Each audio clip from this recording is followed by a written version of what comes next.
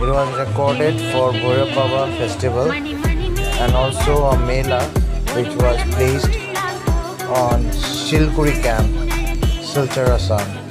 Bhairav Babar পুজো উপলক্ষে সব ভক্তরা এসে ঠাকুরের আশীর্বাদ নিলেন আর সবের মঙ্গল কামনার জন্য সবাই প্রার্থনা করলেন, প্রসাদ খেলেন, ঘুরলেন, আনন্দ করলেন, বাবার জয় জয়কার করলেন সবাই।